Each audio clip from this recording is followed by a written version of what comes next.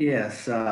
Thank you, Mr. Ebner, and good morning, council. We're on behalf of Judge Stafford and Judge McBrayer. We're pleased to welcome you to this oral argument, which is being live streamed for the public viewing. I will announce that Mr. Tollison and Ms. Pirtle will be arguing, Mr. Tollison for the appellant and Ms. Pirtle for the appellees. Although we can only see him, they're in the same office and sharing the same computer system. So the camera will be moved as appropriate.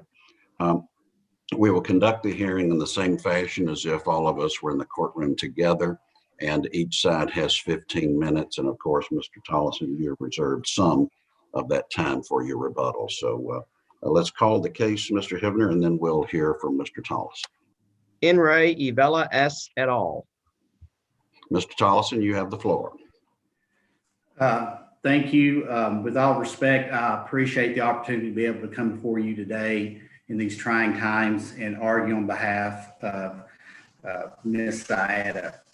I think it's important in a case like this, they're so fact-driven, to go over the facts as we believe they were presented in court, and then address how we feel the trial court erred in making a ruling on this case. I'd like to begin by stating that I represent Jasmine Evella Saada, and Ms. Saada was adopted at a very young age. She's an African-American child that was adopted by a Caucasian lady and raised in Warren County, Tennessee. And I think that's important because Ms. Saada did not have a large family. She basically has her mother and her stepfather and maybe a brother. And she had, when she got married to Jesse Saada, she had his in-laws. And her and Jesse got married at a young age, and they've had two children. They've had Evella Saada, who was born in 2016, August of 2016, and Jesse Lee Saada, that was born in October 2017. And other than her kids, very limited family she has. And in June of 2018, Ms. Saada and her husband went to South Carolina. And they went to South Carolina and could not find a job immediately. And they were short of money. So they realized they couldn't take care of their children. And so they contacted their mother-in-law, or Miss Saada contacted her mother-in-law, who was unable to come to get the children. Then she reached out to her mother, and her mother and stepfather came down and got the children on June 13th of 2018. And she asked her mother, can you take care of these children till we get on our feet? And she signed a power of attorney giving her the children. And they stayed in South Carolina, and her mother came back to Tennessee. In July of that year, this was on June 13th of 2018, in July, her mother went to juvenile court and got an emergency ex parte order granting her emergency custody. And even though Miss Saada was still down in South Carolina and had done nothing.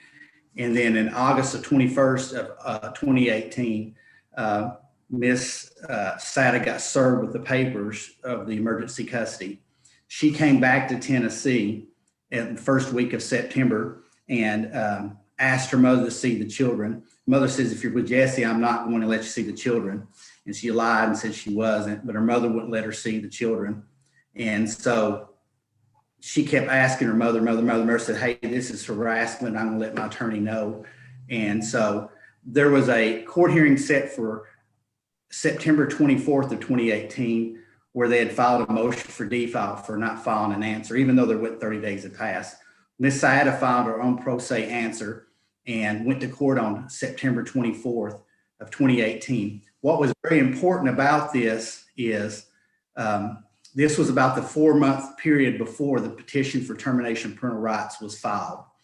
The petition for termination of parental rights was filed on January 22nd of 2019. And the 4 months would have around September 22nd. So they went to court on September 24th, and the juvenile court judge told Miss Saada, you need to get you an attorney if you want to see your children.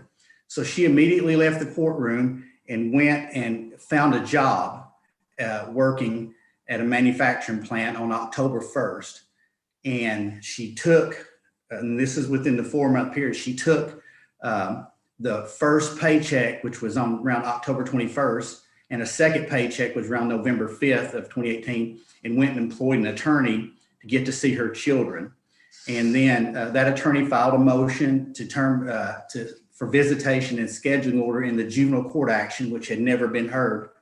And the parties appeared on December 3rd of 2018, and they, because of the docket that day, they agreed to allow a visit that's coming Saturday on December 8th with the children, and come back on December 17th if they could not work out a visitation schedule. And so in the interim, before the first visit on December 8th, they had Miss Saada take a hair follicle drug screen, which she passed, and then they had her that visit on December 8th. Prior to that visit, they filed a petition to terminate her parental rights. And so after that visit, they didn't allow her to have another visit. She couldn't go to juvenile court on December 17th in order to get her visits because of the petition to terminate. The trial court subsequently dismissed that petition to terminate parental rights because of a defect, and they refiled on January 22nd. In the interim, she paid 2 child support payments, and she requested to see the children, and her mother wouldn't let her see the children. And so we're here on that petition for January 22nd. Do you challenge the trial court's finding that the second filed petition constituted an amendment of the first one? I didn't. They never appealed the first petition. They never appealed it. It was dismissed. That the Winchells never appealed that decision on the first one. But does it matter to your client's defense of whether the relevant time period starts with the 4 months prior to the filing of the first petition or the second? It does. We in the court, I think, treated it that way, that it started on the January 22nd date. Well, when the court was talking about amendment, was he talking about the second? I mean, I think there were 3 petitions here, right? There was 3 petitions. Initially, the one filed against the mother and father, and then the second, when that was dismissed, the petitioners filed one against the father and not against the mother, and then they filed a third one against both of them because I guess that second and third one were both filed on the same day, correct? I believe so. So, I mean, I guess one way to read the trial court's order is that he was saying that the third and final petition was amending the second petition, which was also filed on January 22nd. So yes, we would agree with that. Yes, it's January 22nd is the operative date. Yes, that's correct. Let me ask you about the restraining order that was in place from 2018. What was the time? How long was that restraining order in effect? It was an ex parte restraining order, and it was never addressed. Addressing that restraining order would have been addressed on December 17th when we had filed our motion for visits and the scheduling order. But because they filed the first petition to terminate parental rights, the juvenile court would not address anything on December 17th of 2018. Okay, so when release was sought in December, that restraining order was still in place? Yes. Okay. Never been addressed. The ex parte order had never been addressed by the juvenile court. Let me also ask you about the 2 child support payments that you referenced. During the operative 4-month period, that September 21 to January 21, you say there was 2 payments made. I thought there was only a single payment made during that 4-month pay period. There was 2 payments. After she had gotten her attorney in an apartment that she was required to have to be able to get visits, she turned to paying child support. So she made a payment in the middle of January. And then Christmas break came up and they cut their hours way down to only a week. So she couldn't make the second payment in January. Then she made, December. She made one payment in the middle of December. The second payment was in the middle of January after she came back to work off the Christmas break. I see. So one payment in December, one payment in January. Yes. Okay. And she was paying after that ever since. And how much were those payments? They were $100 each. And she had filed an affidavit of indigency when she initially filed the case, showing what her expenses were. And so that's basically what she could afford. And the court did find her indigent. Okay. And we filed a petition to an answer, and we filed an affirmative defense of willfulness. And the trial court in the final order never addressed willfulness. And some of the facts that the trial court on the visit, willful failure to visit or willful failure to support, the trial court never addressed in the order anything about dealing with the affirmative defense of willfulness. And some of the facts the trial court found were not supported by a preponderance of the evidence, like Ms. Sadie used drugs, heroin. There was never any proof she had ever used heroin. Let me ask you about the deposition of Dr. Rogers. I've only skimmed that so far, but didn't find anywhere in the deposition where Dr. Rogers was qualified as an expert. Am I missing that, or can you point to me where that occurred? Yes. I'm not for certain. Ms. Little reminded me that it might have been stipulated to, but I'm not. I see. Okay. But regarding that deposition, everything in her medical record said those kids were doing good. Then we get to the deposition and she says that she had seen a picture back from 2016, 2017 of a house that they had previously lived in, and it changed her whole view, along with her prior experience with a former patient she had helped out. And she said after looking at those pictures and that view, she went against everything she said in her medical records and found that there was abuse. But even though her medical records indicated 180 degrees, the opposite of what she said, because in her medical records, she said the kids were healthy, they were normal, except for a couple of little things that she had them checked out on. And that's what was strange about her testimony is that all of her medical records indicated something different than what her opinion. All right. Thank you, Mr. Tollison. But before you leave, you represent the mother only, and Ms. Womack represents the father. Is that correct? Yes, that's correct. And she filed a brief on behalf of the father, but she's chosen not to participate in oral argument. Yes, I think she told me that she felt like if the courts didn't terminate the mother, they wouldn't probably terminate the appeal of the father too. It would be one or all, and she felt like the mother had a better case. That's what. But she's not waiving her appeal. She's just not participating in the oral argument. The oral argument. Yes, all right, correct. thank you. We'll hear from you on rebuttal, Ms. Pirtle.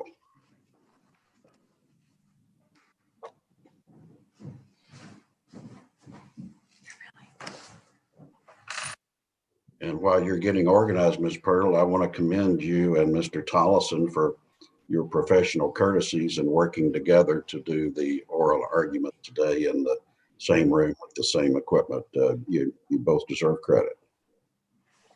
Thank you, Your Honor. It's a very small town we live in. Good.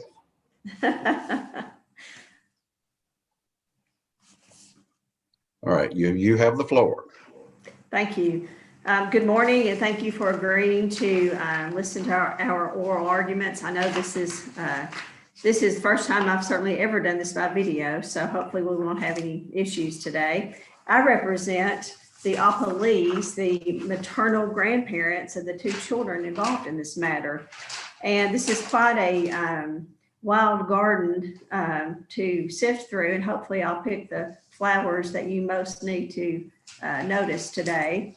I think I'm just going to start with the first issue that I addressed in my brief, which was not brief, it was very long, but it's whether the mother, Jasmine Saida, willfully failed to support her children in 4 months, the applicable 4 months in this matter.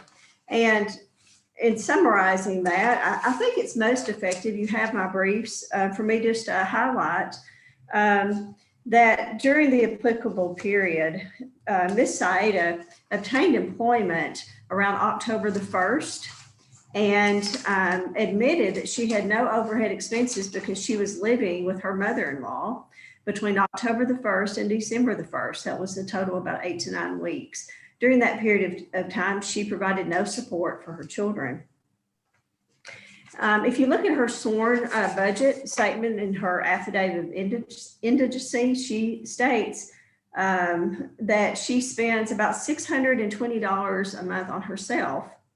And if you just do the math for a 4-month period, she would have spent $2,480 on herself and $200 on her 2 children, which meant $100 on each of the children. Was some of that expenditure for her attorney? None of that was shown as part for her attorney. And I have to add on the attorney issue, I mean, she admitted to going to juvenile court.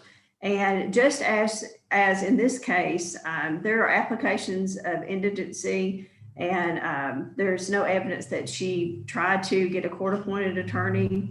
So she did not spend discretionary income on her 2 children during that period of time.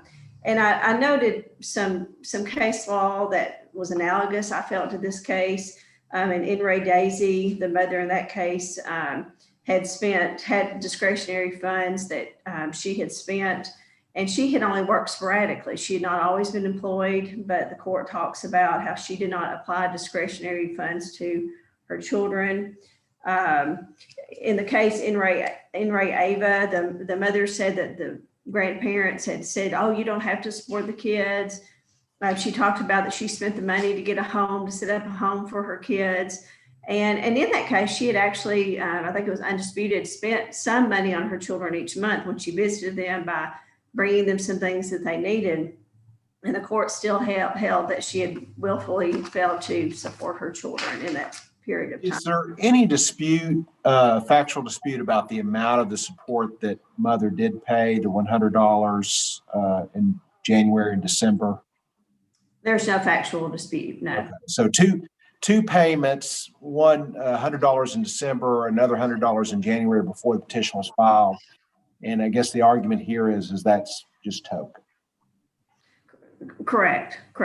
And let me say this, you brought up the 2. I went ahead in preparing for today, and I did not put it so much in my brief, but no matter which 4-month period, I think the court, if you notice, the court talks about all the way from June until the filing of the December date. Regardless, I think even when you are evaluating tokenness in the totality of the circumstances, that makes it even more token in this matter, because there was, they went from June 13th until September without visiting or providing any support to their children. And granted, I understand that even using whatever 4-month period you use, it would be token. I mean, the mother would not have paid any support from.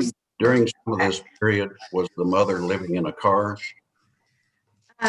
While they were in South Carolina, they were homeless, yes.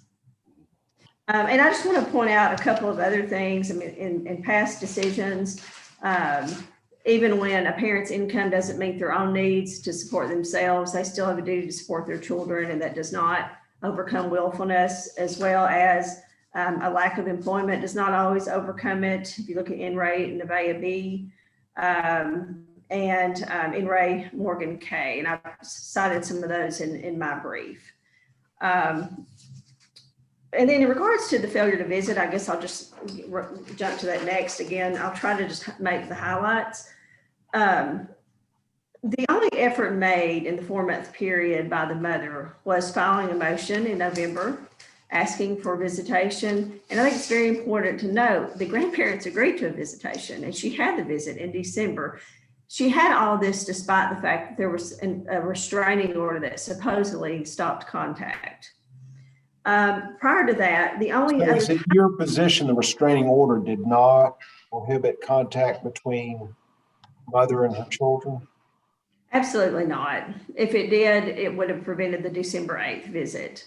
It's often that people can make agreements This was an ex parte order that was entered. I mean, technically it would have expired in 15 days. And I understand that maybe they don't know that, but a court order, as I cited here, does not, a court order saying they can't visit the children is not an excuse to not visit your children or not to make efforts.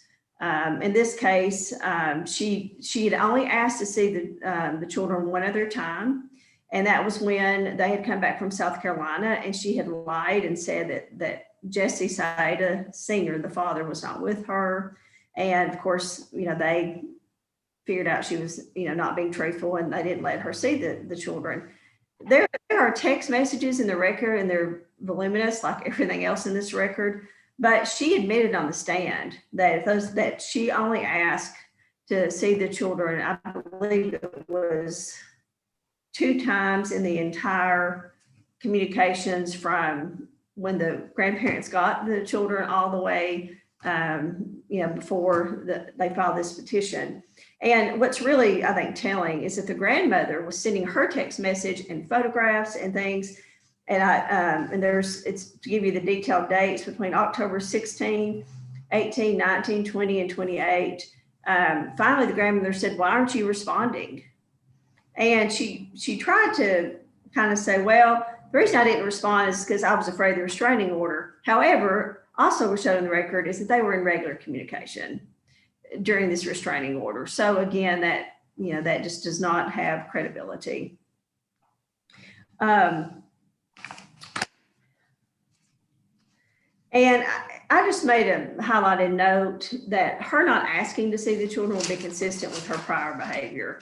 When her husband had gone into the hospital due to a staph infection, MRSA, from his illegal needle use in May of 2018, she did not see her children the entire 10 days. The grandparents had the children. She did not visit them at all. And it's also consistent with the fact that she elected to stay in South Carolina with Jesse Saida, despite the horrific conditions they were living in, rather than getting in the car and coming home with her children. And they stayed in South Carolina from that June 13. Well, they were there before, but after the children left, they still did not come back to Tennessee until September.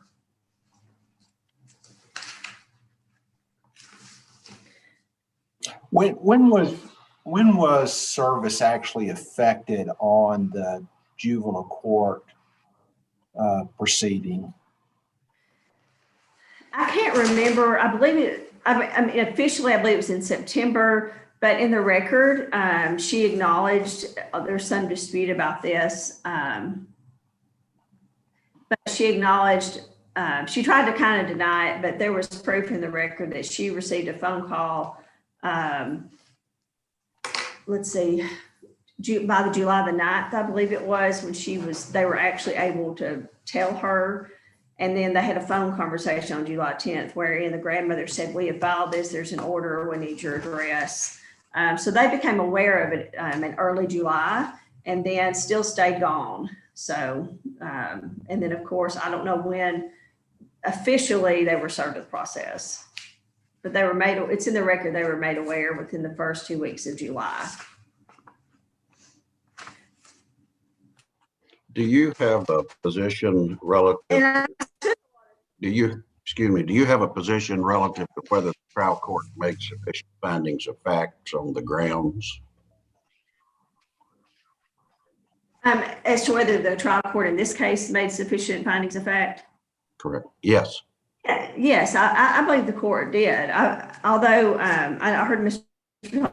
Dawson say he doesn't say anything about the defense. I think he that's inferred by the fact that he made a finding that they willfully abandoned their children. The mother willfully abandoned her children by failure to support and but that's a conclusion. The findings of fact be the facts that support that conclusion. I believe the court's findings of fact do support that conclusion.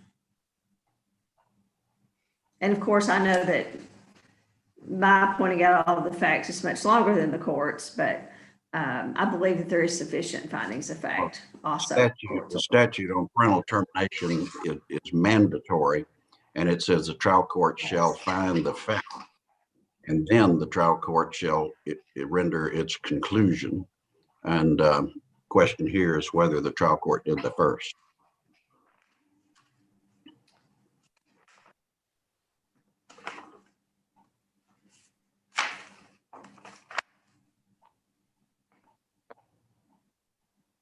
Yes, I mean, the trial court, I mean, the court spent time doing findings of fact that were actually 4, 5 pages. And then he jumps in, he goes to conclusions of law.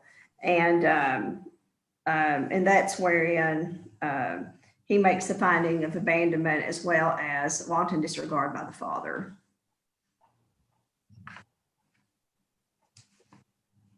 And then he goes through, pardon me, he does go through, it looks like the statutory grounds in terms of best interest as well.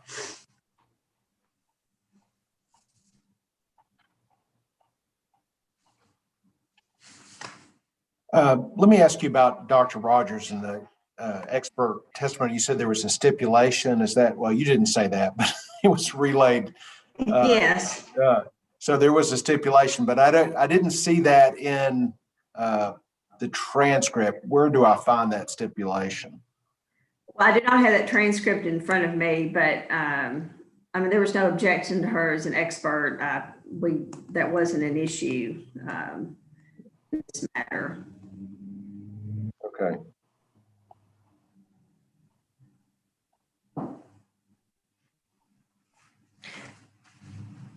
And then finally, I only have 2 minutes left. I mean, obviously, we don't have to discuss the 4-month period. Thank you.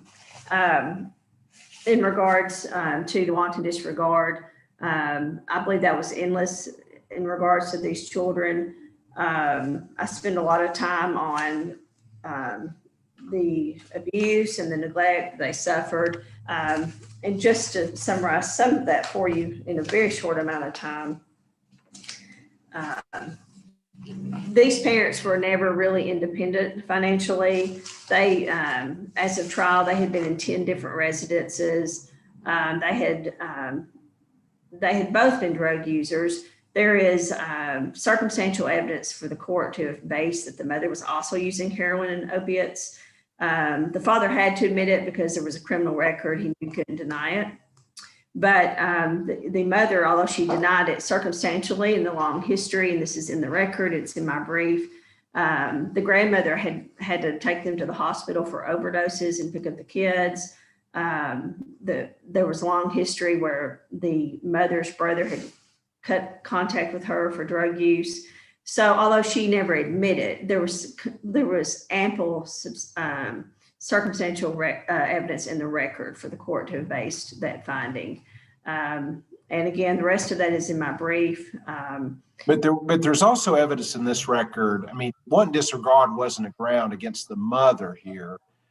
I mean, there's certainly testimony in this record that mother successfully passed drug screens from the point that they moved from Tennessee to South Carolina, then back again, right? I think there are urine drug screens, sporadic, but there was also a past urine drug screen when we know it was taken while they were at the hotel room where where she admitted using marijuana, and then he said he was using heroin and opiates, I believe needle use, and they passed drug screens. They passed a drug screen in a time when they were in active use. So that again doesn't have credibility in this matter. All right. Thank you, Ms. Pirtle, for your argument. We'll hear from the appellate on rebuttal. Thank you. Order over there. Yes, I'll leave it here. Yeah. I had mine. Oh, yes, I had to. Is that mine? This one's yours, Okay. thank you.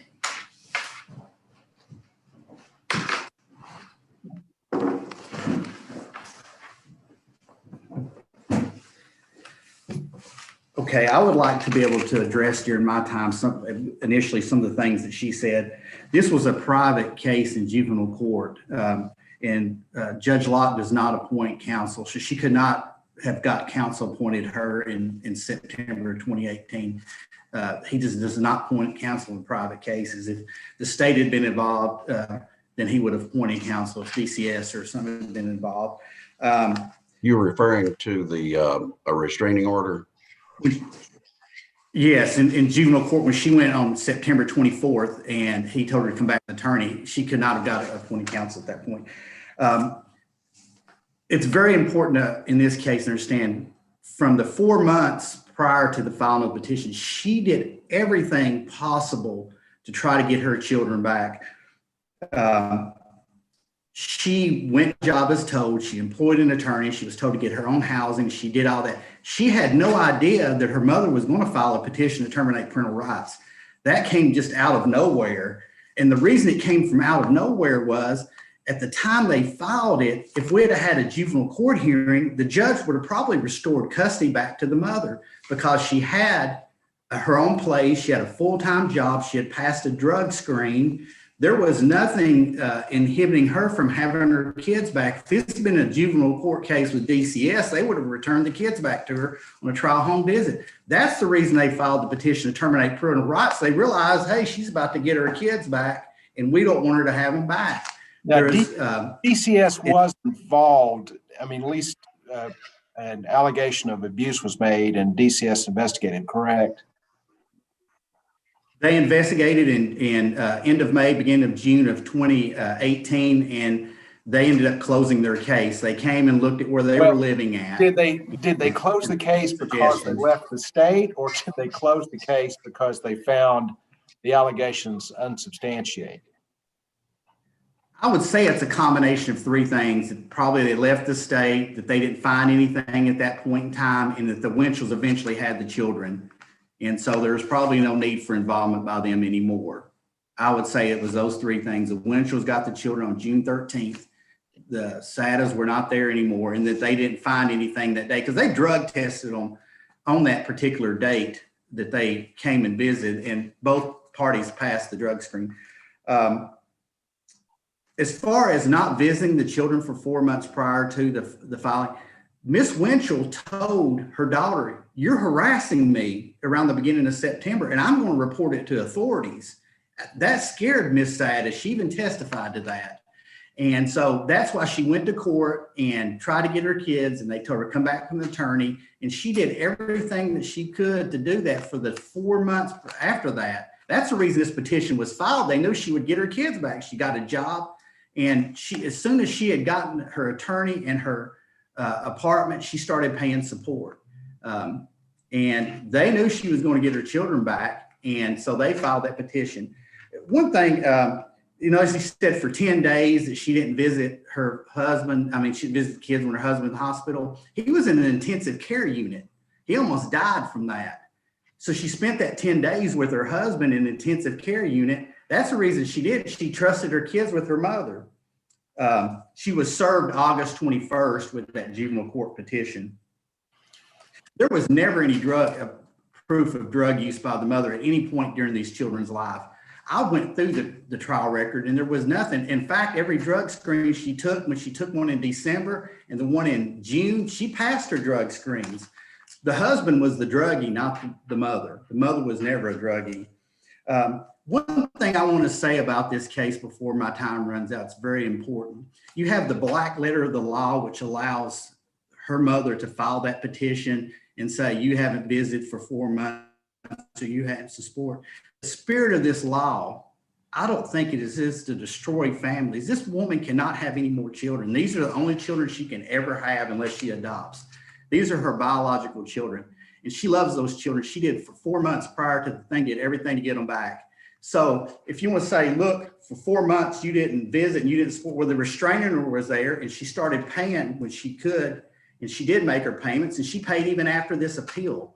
And so is the restraining order or anything else from the juvenile case, is that in the record? It is in the record. It should be in the record. And that when she went to see her kids the first time back from South Carolina, the police officer said, you cannot go around her and those kids. There's a restraining order in effect. Counsel's argument that it expired, the mother wouldn't have known that. She was told there is a restraining order. Her mother told her there was a restraining order. All right, She didn't want thank to go to you. jail. Any further Thank you. questions from the panel? Hearing none, thank you, Mr. Tollison and Ms. Pirtle, for your arguments. We will take this matter under advisement. Mr. Hibner. Thank you. Have a good day. Thank you. This honorable court is now in